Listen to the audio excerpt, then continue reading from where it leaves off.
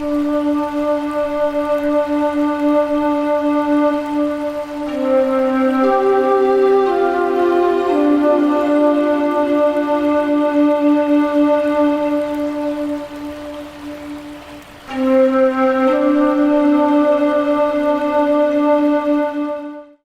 everyone. This is another Freedom to Feel conversation, and my guest today is Dr. Cynthia Bentzen Mercer. She's an elite talent in organization development strategist, social psychologist, and the author of Now, Near, Next, a practical guide for mid-career women to move from professional serendipity to intentional advancement. So this is my very brief introduction of you, Cynthia. The full bio will be at the end of this video and also the on the podcast notes. But the question that I love asking my guests, because I'm not so good with introductions, I have to say, is how would you describe yourself in this moment? Who is Cynthia? First and foremost, a mom and a grandma. So I think that's center to who I am. I am an author, which feels really exciting to say. Yes. And living into that and being able to say that without sort of qualifying it or feeling embarrassed about it, and just being able to own the fact that life's work has come to fruition is really exciting. And I think I am an advocate of people in general, but certainly an advocate for women who aspire to live into their full potential. That's beautiful, though. I love the section in your book about confidence, and that really got to me when I think about the mistakes I made here and there, because I love being just myself. And sometimes we are not, let's say, in our full self all the time. The brain, we are in a body that's constantly changing and healing, so moving. So I honor that. I'm always, I wanted to be present to that, even to those small, let's say, out of sync or perceived disconnected moments or expression of the body mind. I'm just so open to those things. So when you talked about confidence in your book, I was just reading the section about, ways that you could come across not as confident by saying, "Oh, I just," or correct if I'm wrong. I was reading that and Right. laughing. So I guess that's a good way to start, though. What is confidence to you? Like, what is the core of being confident? I think at its core, it's that you are self-assured, that you're comfortable in the body you're in, that I guess the opposite would be insecure. The people that sometimes we think people are confident and what they really are is insecure. And so they come on really strong. So I think it's just being humble and comfortable with the skin you're in and who you are at your core and knowing that that's enough. Oh, I love that. Yes. Yes. I think that's a powerful message and empowering, especially for women. We do have this, it's almost like this stigma of being not perfect, but trying to be. There's this constant effort to look in a certain way, to smile all the time, to be kind and nice. So nice, kind, actually something that I live for and I practice. But Right. nice, I don't know, right? It doesn't resonate with being authentic. So your message, it's really resonates with women. And that's interesting that you said earlier that it's for everyone, but specifically for women. And there's a focus. And I see why. Yeah, I do see why that is. So was the main intention of writing your book? I know you have a co-author too. Her name is Kimberly Reth. Is that correct? That's right. That's right. So yeah, talk to me about the main purpose and intention of writing your book, Now, Near, Next. I have wanted to write a book focused on women for at least 20 years. Yeah. And I think my initial idea is that the book would be for young women emerging into their career because I felt like I made mistakes along the way and I Yeah. sort of realized that the rules are different for men and women and nobody really explained that to me. And so Yeah. initially my dream was that I'm going to write the book that it felt like wasn't out there to help women avoid the things that I had to kind of learn on my own. But when we really started doing the research and we did qualitative and quantitative study, Right. one of the things we hear is you're best poised to serve the woman you once were or the person you once Mm, were. mm, And what became really clear to me through the research is that mid-career women, 28 to 58 years old and growing, right, yeah. expanding during 3 decades, they we get restless, we get bored, we get stuck, we get stagnant. And that was fascinating to me as we started to Yeah. really try to uncover that. And I think this so resonates with the work you do because the reason, at least our belief, the reason underneath that is they weren't actualized. They weren't fully actualized. Mm, They had more talent to give, more gifts to bring to bear, more value to add. mm, Um, and the commonality was they weren't intentional. They were sort of waiting for the next thing to happen. mm. I love the process, listening first, being intuitive, listening to the heart, especially, and then doing the work to get it out there, which is not easy because then we have so many layers, you're right, of I wouldn't call them insecurities, but it's fear, isn't it? In This, the book, you do talk about fear. Chapter 8, take risks. So this might be a good time to talk about fear. How do we manage that step by step? yeah, I think part of it is women are very loyal. And I'm speaking in the business Yeah, environment, and none of the book, as you know, having read it, is a discredit or disparaging or a judgment of men. It right. it really is to say we have to do better at looking up, looking forward, and being more intentional and Mm, putting our aspirations into the universe. But part of that is research suggests that women are loyal to their employers. And so I don't want to leave my boss or my team or this company. And the reality is sometimes we've graduated. mm, Sometimes yeah. we've done all that we've been called to do in that place or in that role. And while it's uncomfortable, Yeah. it's important for us to move on to fully continue to actualize our gifts. And which, the alternative to that is you become stuck or stagnant or restless. Yeah, yeah, that also resonates true. And I'm wondering if that goes for everything in a way, Cynthia, even for relationships like friendships. I know you talk a lot about positivity, keeping in the book. That's another section that caught my attention. Keeping your relationships environment as positive as possible. And that has to do with your core values, which is also part of the chapter 3, reveal your zeal. So that has to do with distinguishing their natural talents, the benefits of doing that, and so on. So that caught my attention. Your core values: passion, positivity, authenticity, integrity, and excellence. So positivity, that question, does it go for everything when it's ready to let go? Because I know that women, I was so good at it, staying in relationships that didn't serve me. It was so not good for any of us. But I was trying so hard to keep that. It's almost like keeping an instructor up, the Right. building, trying to hold it even. So, what is your suggestion when it comes to knowing when to end relationships of all kinds? Yeah, and I wish I could say I've mastered that myself, Valerie. I Yeah. in the relational department still have, work to do.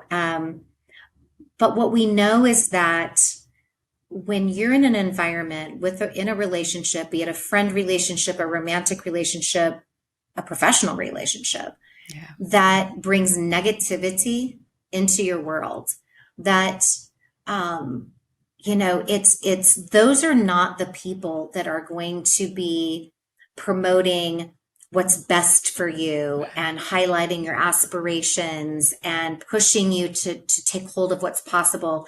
Typically those negative relationships are the ones that are trying to hold you back Mm, or pour water on your flame.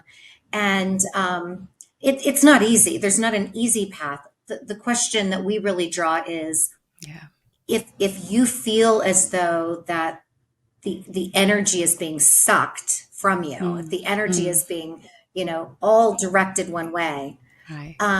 then it should cause you to pause and say, maybe I need to limit the amount of time I'm investing. And maybe I need to increase the time I'm spending with those who pour energy into me, Mm, right? Who have this sort of, you know, um, 2 + 2 = 100. Instead of depleting. yeah, that's a very good sign. That was actually my next question about the signs of negativity. Because sometimes we, Mhm. in a way, we are, because we are not good at setting boundaries, which is another beautiful topic in your book. So, chapter one, take charge, establish healthy boundaries. That has been, for me, one of the most challenging aspects in relationships. Saying no and really meaning no and not feeling bad about it. That's Right, just a big one, right. right? Not Yeah. feeling guilty. So talk to me for a moment about that. How do we learn to do that, but not only set boundaries, but also recognize when we are causing the problem? Because that's another big part of relationships, looking at ourselves too. You know, I don't know that I'm the expert on relationships in general, but what I will say is we do a lot of work around being introspective. Mm, So yeah. knowing yourself, knowing your values, knowing your sense of purpose, knowing your vision, in addition to if you work for an organization that has a mission statement on the wall, that's great. I built many of those in my HR career.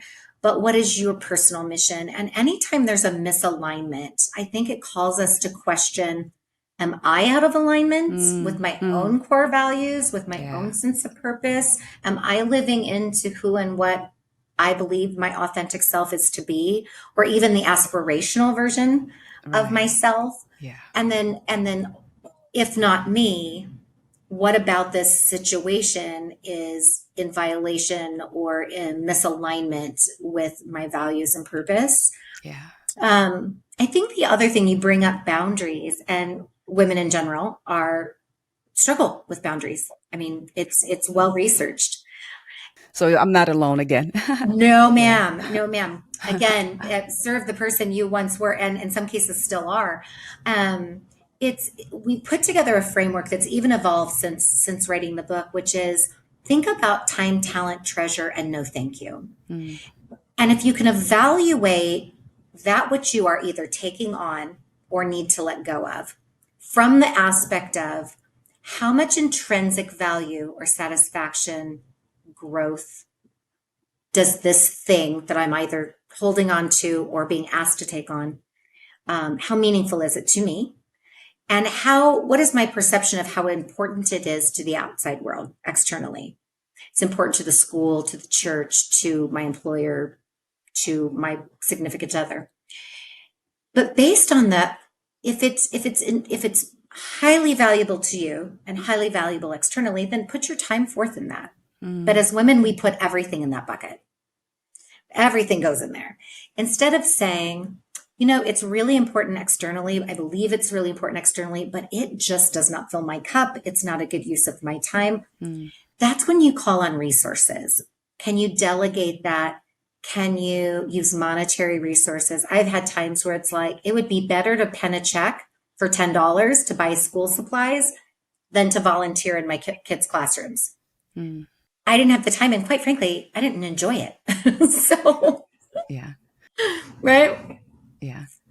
Wow. So it goes back to the one of your values, authenticity. So that's really a powerful guiding principle, I would say, right? Always be true to you, which is easy said than done when it comes to relationships again, because we don't want to hurt anyone. And it feels very much that we are wired to connect and to feel loved and love people. So that's an interesting dance, isn't it? I think it seems to me like the dance of wisdom in a way, or maturity, perhaps. You think about when you're not your authentic self, and I've been not my fully authentic self in relationships and dating relationships where you want to take on their dreams, aspirations, hobbies, Yeah. in this spirit of, listen, I'm malleable, I'm agile. You like to do that? I can like to do that too.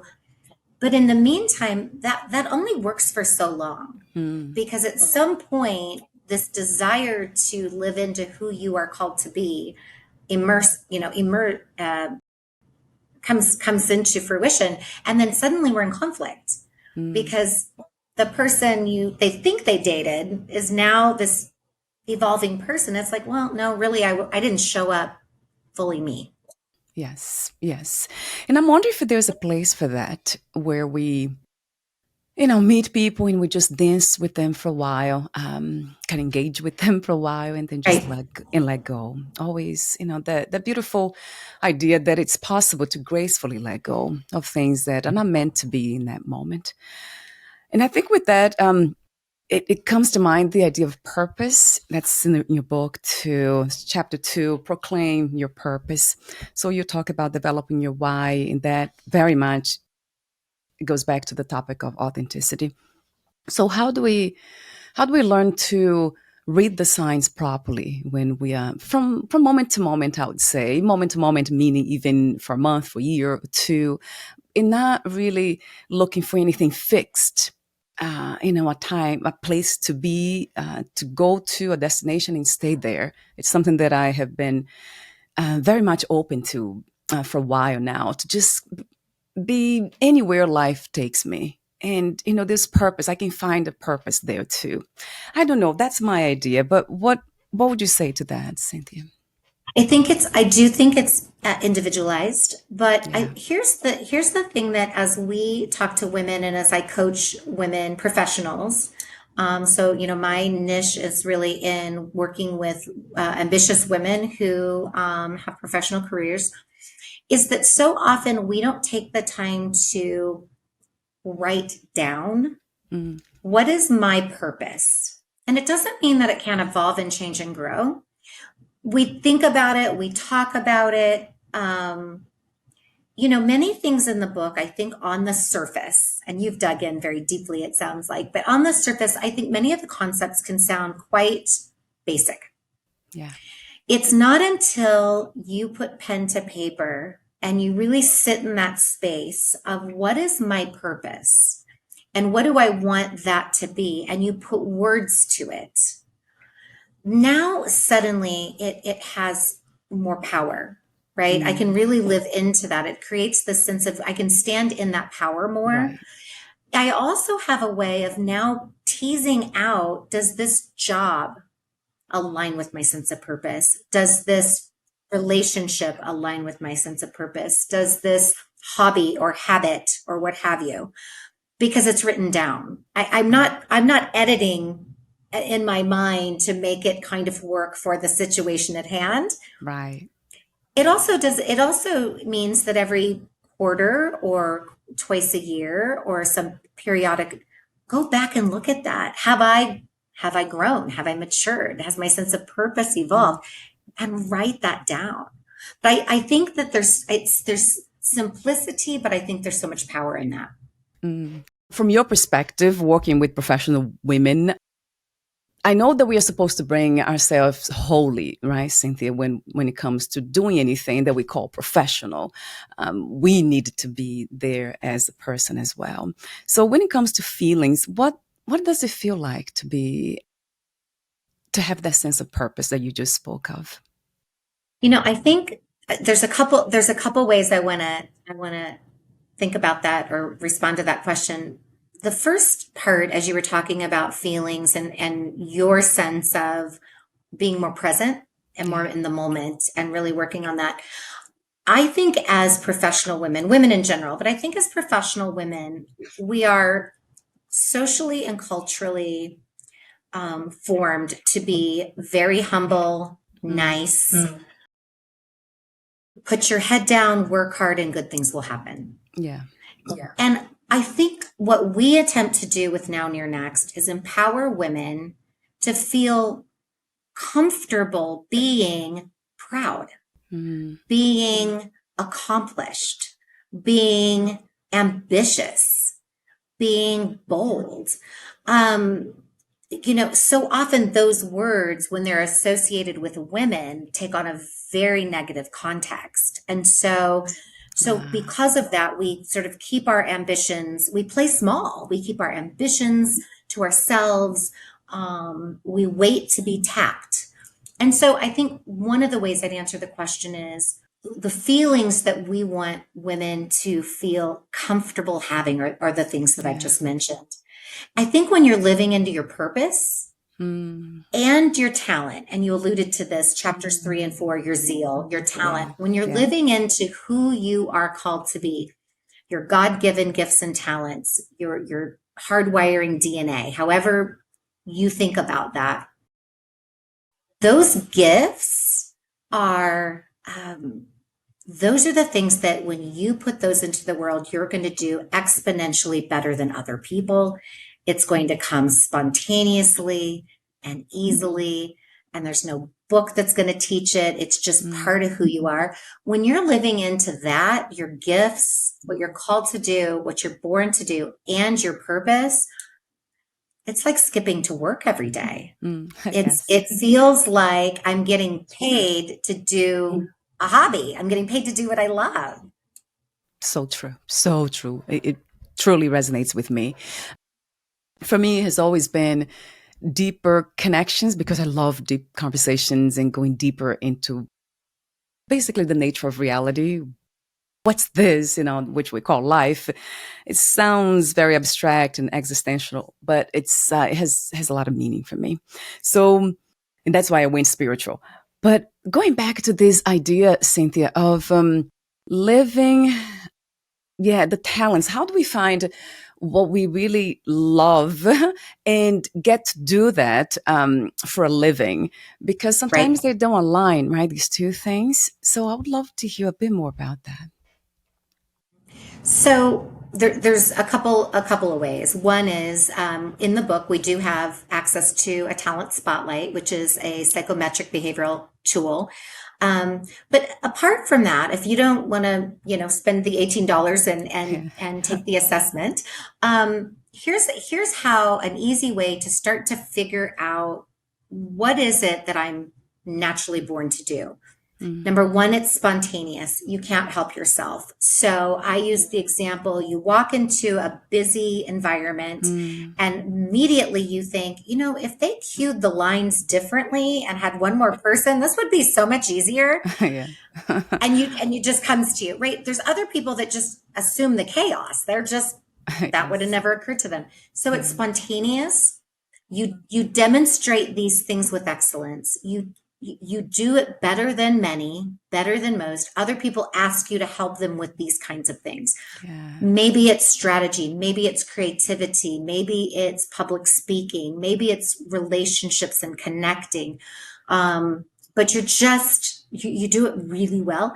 It's consistent. So you don't just do it well Mm, sometimes, you do it well all the time. yeah. And the most Mm, important, it's affirming. So it feels good when you're doing it, right? It fills your cup. It brings you energy. It doesn't deplete you.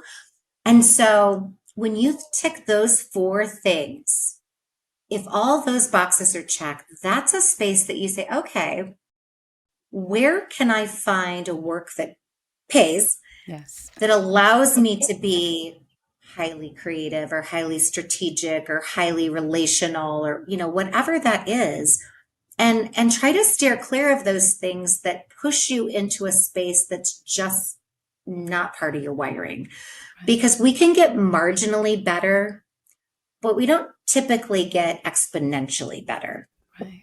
right? We're not born and designed to be great at everything. Yes. Beautiful message. And it's very clear to me. Everything you said is so, so, so clear. And I'm sure it will be for a lot of people. So all the information that you just mentioned is in the book. So I have it here. And I have to tell you, one of the messages that really caught my attention. I know it, of course, it speaks for the message in general in the book. That's what you're trying to get at, get people to understand. I even said love, love, love, love, love. I put love in here. It's chapter 7. So radiate confidence. You have a quote by a woman. Is her a Byro Katie? I don't know who she is, American spiritual writer. She said, "It's not your job to like me, it is mine." So that really, I mean, you just kind of stopped me completely. I was just reading the book and I'm like, wait a minute, we can have a whole conversation about this alone. What a Mhm. powerful message. So, how did you come across this message and how does it resonate with you in general, Cynthia? Yeah, it is. It's a beautiful quote. I had heard the quote. I had heard a related quote before. Other people's opinions of Mm, you are not your business, none of your right. business. And I think for me, first of all, from a personal perspective, um, my nature is to want to be liked and to want to be accepted, and I don't think that's dissimilar to probably the majority of people. I think as women, again, and young girls, we're taught to be nice and adaptable and amenable and all the things that, and Yes. likable, right? Sugar and spice and everything nice. Oh, yeah.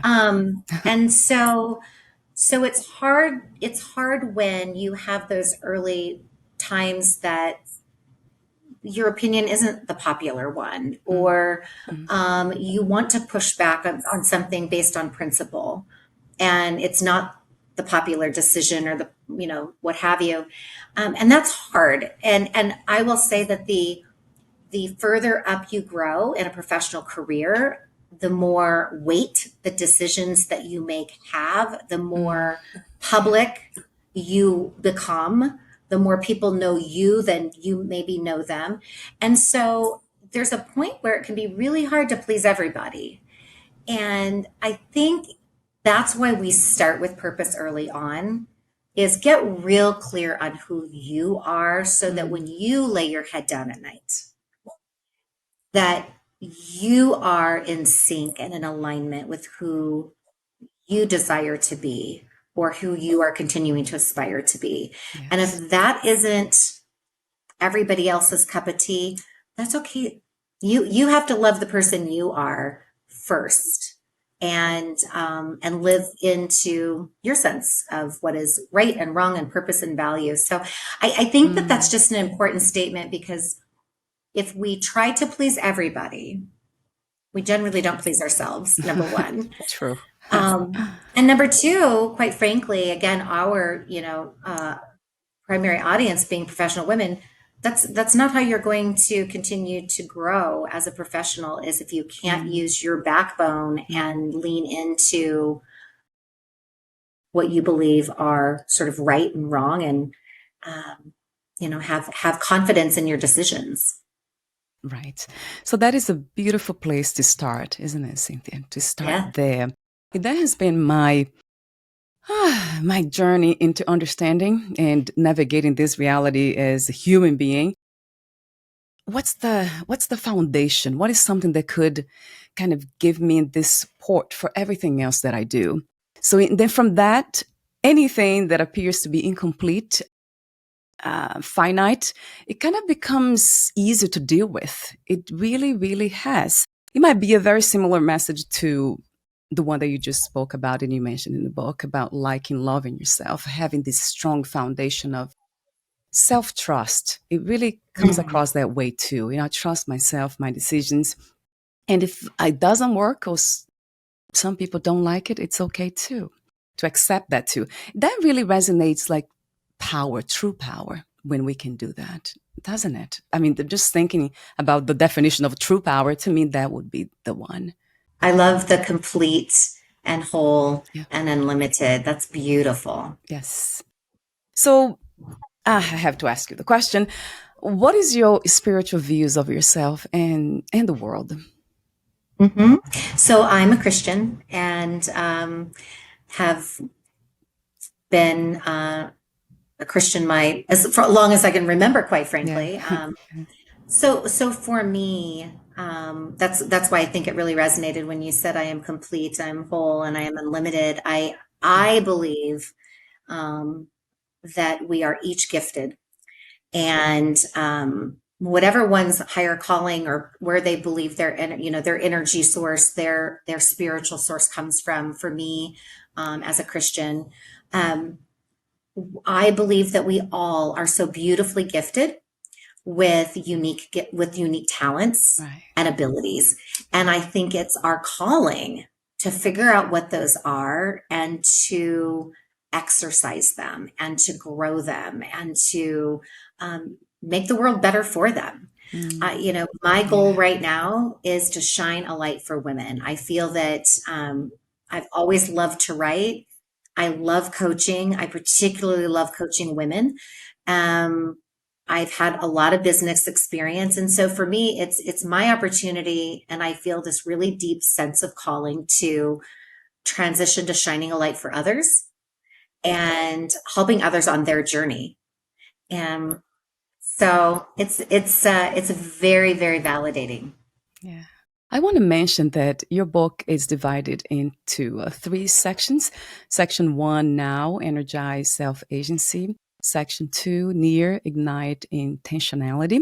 And then section three, next, actualize potential. So they are the main ones. And then you go on beautifully too and clearly. You and what's her name again? Catherine. Kimberly, Kimberly. Yeah, yes, exploring that. So another question I had for you, we're almost at the end, is the meaning of zeal of the heel. Talk to yes. me about that. That caught my attention too.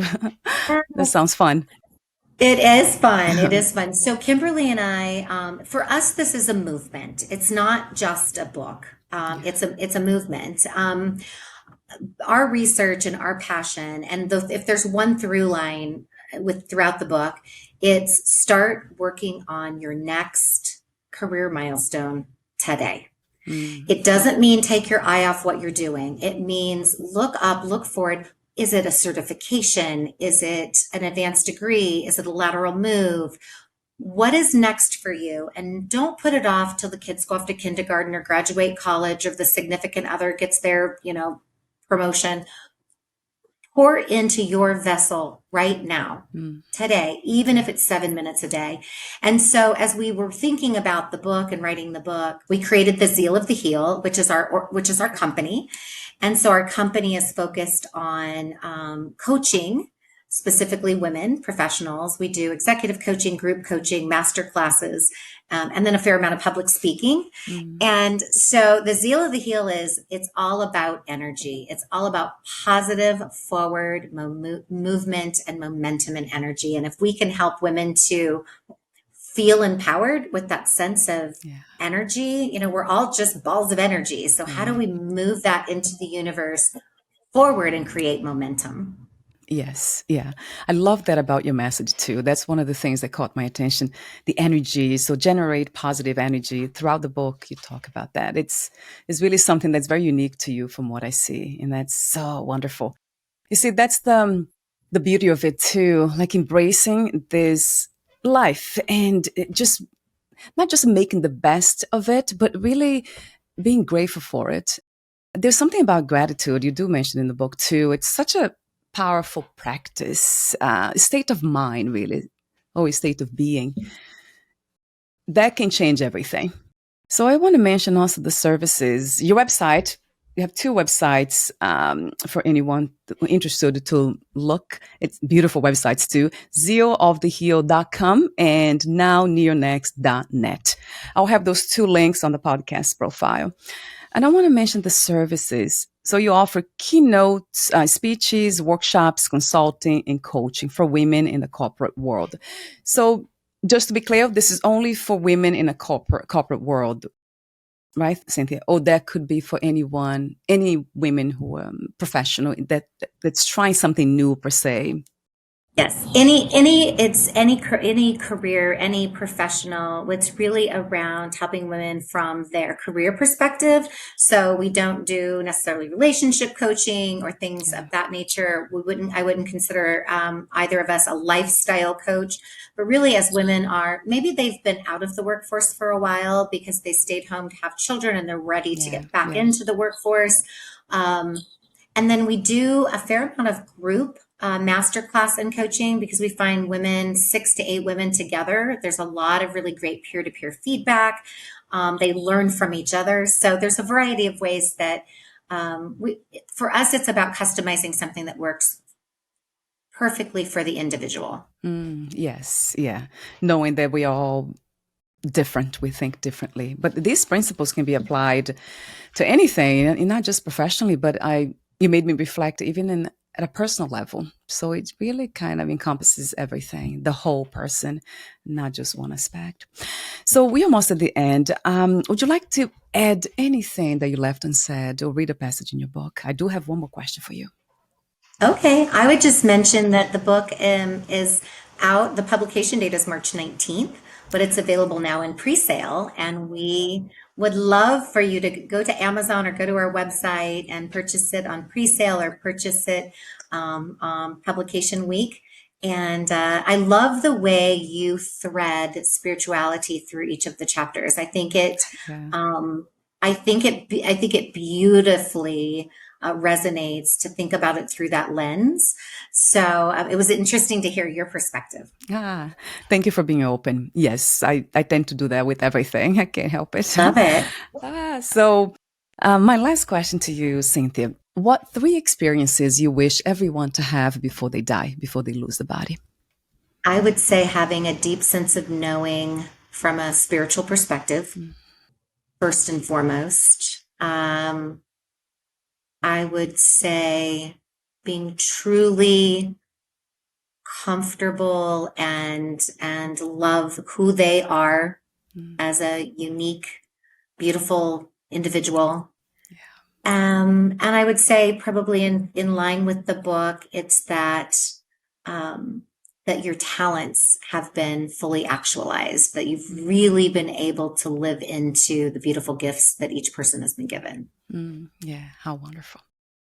Everything sounds very spiritual to me.